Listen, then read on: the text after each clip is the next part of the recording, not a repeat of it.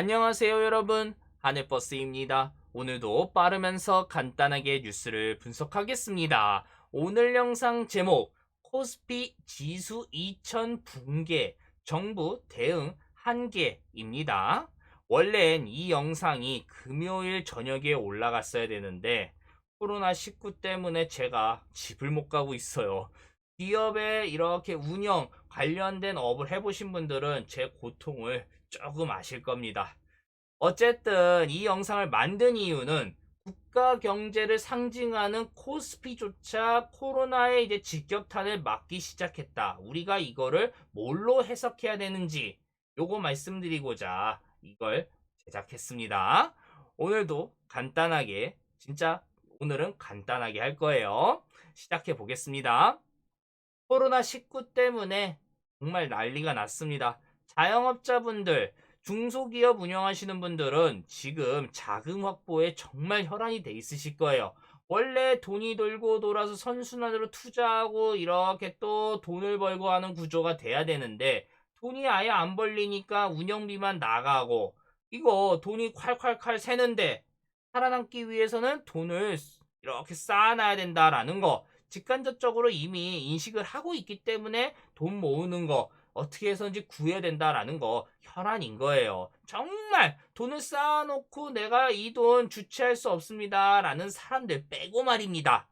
게다가 마트 한번 가보시면 와 앞으로 내수시장 큰일 났네라는 거 확인할 수 있어요. 뭘로 확인할 수 있냐? 마스크 유무입니다. 지금 마스크 안 쓴 사람을 찾기 더 힘들기 때문에 그래요.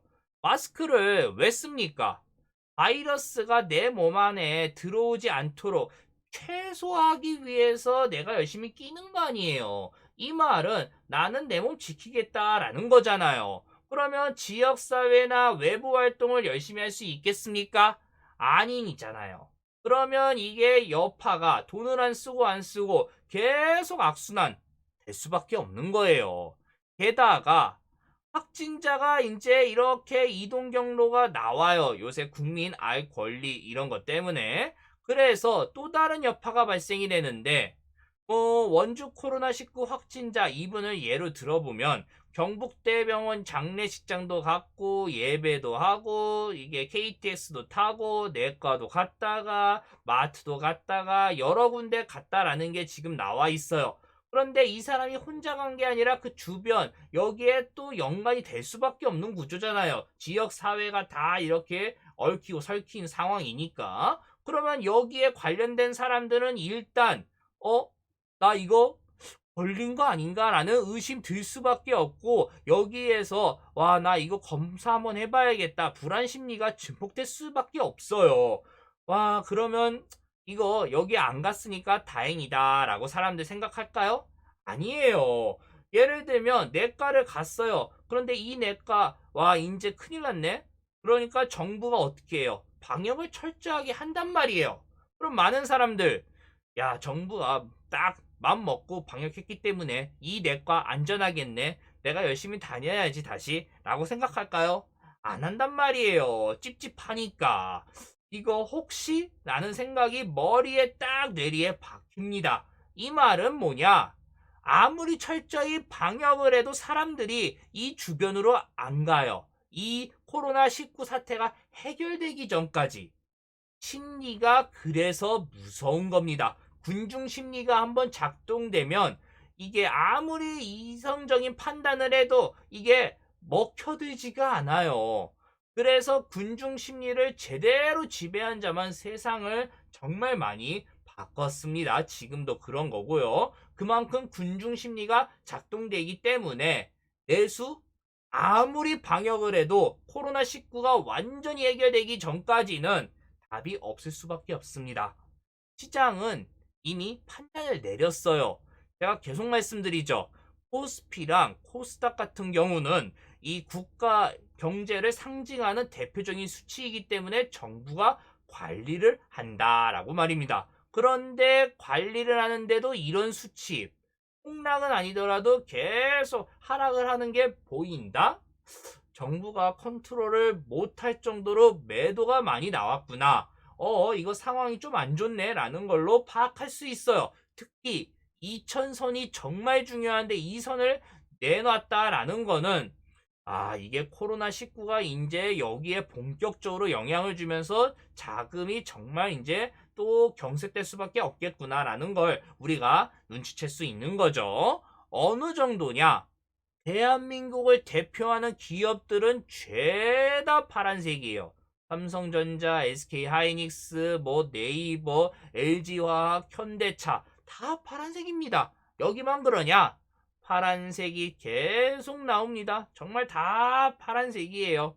여기도 파란색, 여기도 파란색, 전부 다 파란색 밑으로 내려가고 있으니까요. 이게 좀 좋지 않을 수밖에 없는 거는 나스닥 같이 6개월 동안 우상향을 했다가 갑자기 며칠 사이에 폭락을 해서 이게 6개월분을 다시 반납했습니다. 라는 그게 코스피는 적용이 안 되기 때문에 그렇습니다.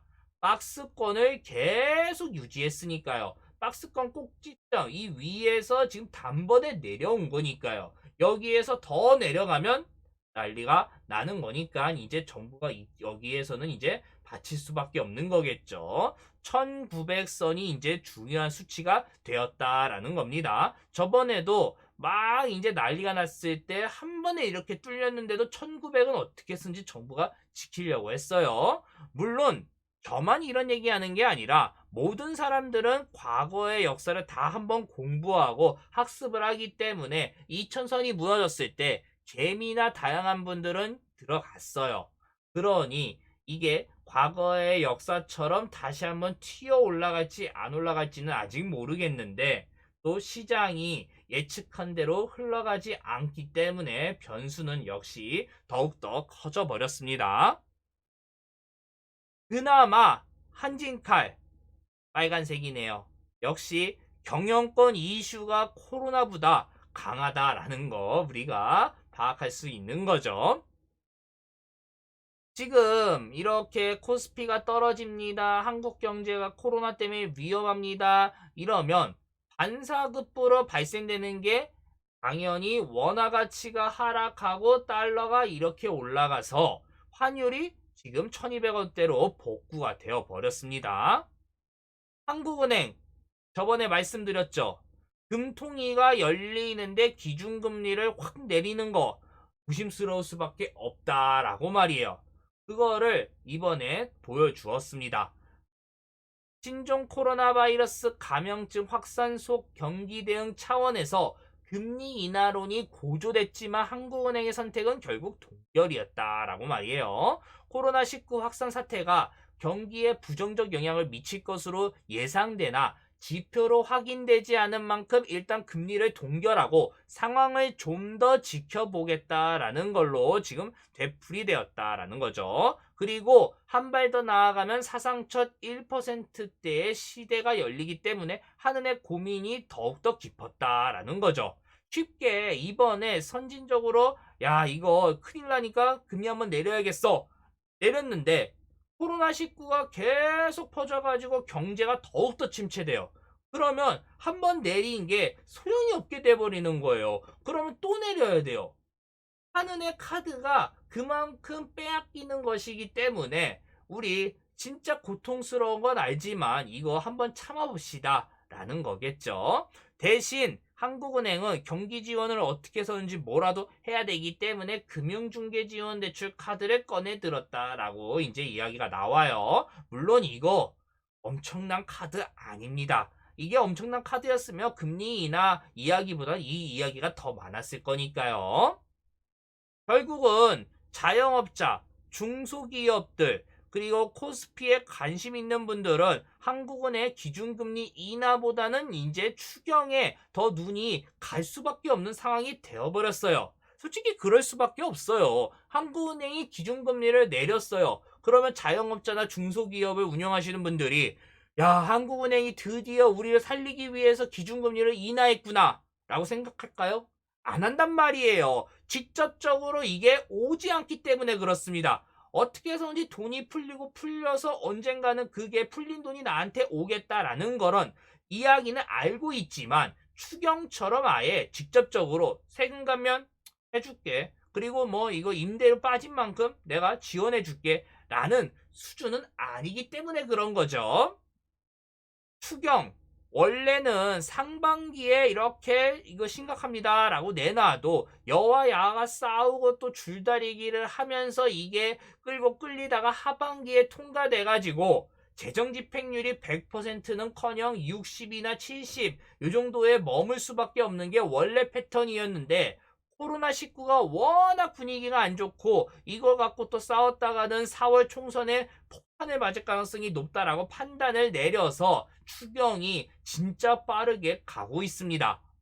29일 여와 야는 코로나 사태 총력 대응을 하기 위해서 정부가 내주 제출할 추가 경정 예산안 처리 방안에 대해서 협의를 했다라고 해요. 문재인 대통령과의 이 회동에서도 코로나 사태 확산 방지와 피해 지원, 경제 활력 회복을 위한 추경 편성과 과감하고 신속한 특단 대책 마련을 했다라고 공감을 했기 때문에 그렇습니다. 물론 이 추경이 얼마나 효과 있을지는 사실 의문시가 될 수밖에 없어요. 보면 정부는 일단 민생경제 종합대책이라고 해서 손가락 빨고 있는 건 아니고 노력을 하고 있긴 합니다.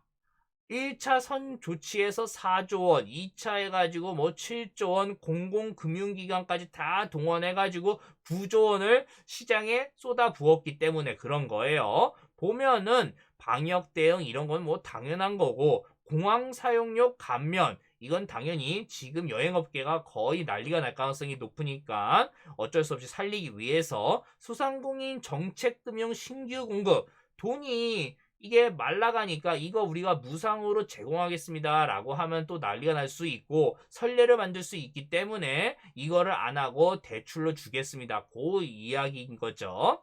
밑에 보면 5대 소비 쿠폰 이게 있는데 이거는 민간인들한테 다 주겠습니다 라는 게 아니라 취약계층을 위해서 하는 거예요. 가족 돌봄 휴가 긴급 지원 요것도 있고 임대료 인하 뭐 초저금리 대출 동원 금융중개 지원 대출 아까 하는 이야기요. 공공기관 투자를 조금이라도 더 늘려라. 최대한 뭔가 할 수 있는 거는 다 일단 꺼내 들었어요. 여기에 추경이 이제 들어가는 건데 과연 뭐가 많이 나올 거냐?